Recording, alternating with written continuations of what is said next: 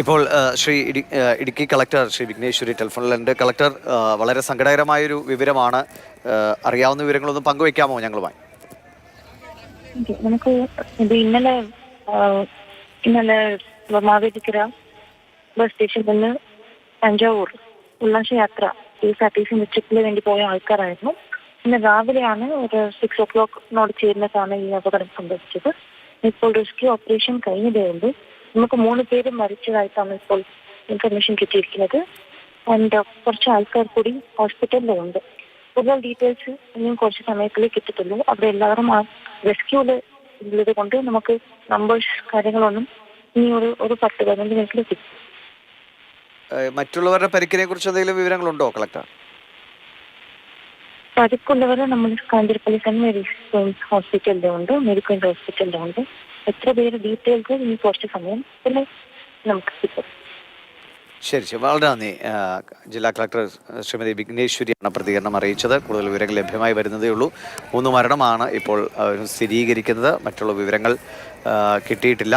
എന്തായാലും സങ്കടകരമായൊരു വാർത്തയാണ് ഇന്ന് രാവിലെ തന്നെ വന്നത്. ആദ്യം ഈ അപകട വാർത്ത വന്നു. പക്ഷേ ഈ അപകടത്തിൽ പെട്ടവർ തന്നെ വീഡിയോയിലൂടെ അവർ പ്രതികരണം അറിയിച്ചിരുന്നു. ഇങ്ങനെ അപകടമുണ്ടായി, ഞങ്ങളിങ്ങനെ മാവേലിക്കരയിൽ നിന്നുള്ള സംഘമാണെന്നൊക്കെ പറഞ്ഞപ്പോൾ വലിയ കുഴപ്പങ്ങൾ ഉണ്ടാകില്ല എന്ന് കരുതിയെങ്കിലും അവസാന സമയത്ത് നേരത്തെ ജേക്കബ് എന്ന അദ്ദേഹം നമ്മളോട് വീഡിയോയിലൂടെ തന്നെ പ്രതികരിച്ചത് അവസാനം കൊണ്ടുപോയ ആളുകളുടെ നില ഗുരുതരമെന്ന് അദ്ദേഹം പറഞ്ഞിരുന്നു. അത് തന്നെയായിരിക്കാം ഒരുപക്ഷെ ഈ 3 മരണം എന്നതിലേക്ക് എത്തിയിരിക്കുന്നത്. ജെയിൻ തുടരുന്നുണ്ട്.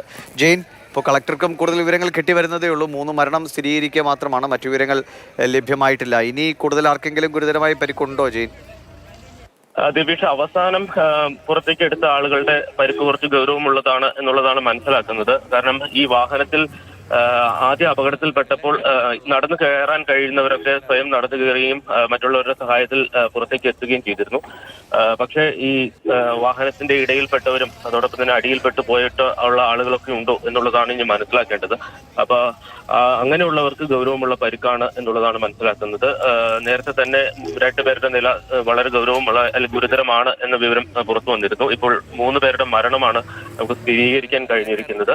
മറ്റുള്ളവരുടെ ആരോഗ്യനില സംബന്ധിച്ച് കൃത്യമായ വിവരങ്ങൾ ലഭ്യമായി വരുന്നതേ ഉള്ളൂ. ഈ പ്രദേശത്ത് ഈ അപകടം നടന്ന സ്ഥലത്ത് എല്ലാ മൊബൈൽ റേഞ്ചും ഇല്ലാത്ത ഒരു സ്ഥലമാണ്. അതുകൊണ്ട് തന്നെ പോലീസ് ഉദ്യോഗസ്ഥർക്കൊക്കെ നേരിട്ട് എന്താണ് സംഭവിച്ചതെന്ന് സംബന്ധിച്ച് കൃത്യമായ ചിത്രം നൽകാൻ കഴിയുന്നില്ല. നമ്മൾ പോലീസ് സ്റ്റേഷനുകളൊക്കെ ആയിട്ട് ബന്ധപ്പെട്ടിരുന്നു.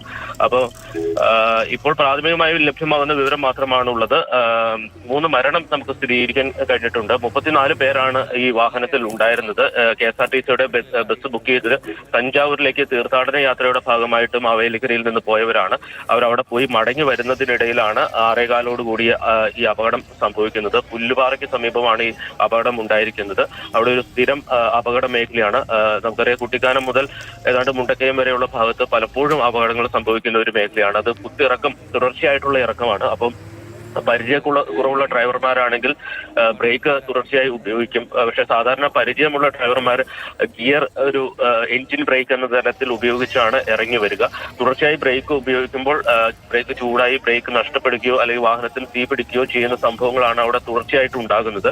ഈ അപകടവും അത്തരത്തിലുള്ള ഒന്നാകാം എന്നാണ് പ്രാഥമികമായി കരുതുന്നത്. എന്തായാലും എന്താണ് അപകട കാരണം എന്ന് സംബന്ധിച്ച് പോലീസോ മോട്ടോർ വാഹന വകുപ്പോ ഈ ഘട്ടത്തിൽ പരിശോധിക്കാൻ ആരംഭിച്ചിട്ടില്ല. ഇപ്പോൾ രക്ഷാപ്രവർത്തനത്തിനാണ് മുൻഗണന നൽകിയിരിക്കുന്നത്. ഇപ്പോൾ വാഹനത്തിലുണ്ടായിരുന്ന എല്ലാവരെയും പുറത്തേക്ക് എത്തിച്ചിട്ടുണ്ട്. ഇവരെല്ലാം ആശുപത്രികളിലേക്ക് മാറ്റിയിരിക്കുകയാണ്.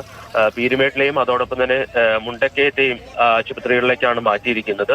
ഇവിടെ വെച്ചിട്ടാണ് 3 പേരുടെ മരണം സ്ഥിരീകരിക്കാൻ കഴിഞ്ഞിരിക്കുന്നത്. ഇനി ആരാണ് മരണപ്പെട്ടത് എന്നതടക്കമുള്ള കാര്യങ്ങൾ കൂടി വ്യക്തമാകേണ്ടതുണ്ട്. പോലീസ് അത് സംബന്ധിച്ച വിവരങ്ങൾ ശേഖരിച്ചു വരികയാണ്. അല്പസമയത്തിനകം തന്നെ അതുമായി ബന്ധപ്പെട്ട ഒരു കൃത്യമായിട്ടുള്ള ചിത്രം വ്യക്തമാകും. എത്ര പേർക്ക് പരിക്കുണ്ട്, എത്ര പേർക്ക് ഗൗരവമുള്ള പരിക്കുണ്ട് എന്നതടക്കമുള്ള കാര്യങ്ങൾ അല്പസമയത്തിനകം വ്യക്തമാകും എന്നാണ് കരുതുന്നത്. ദിവിഷ്.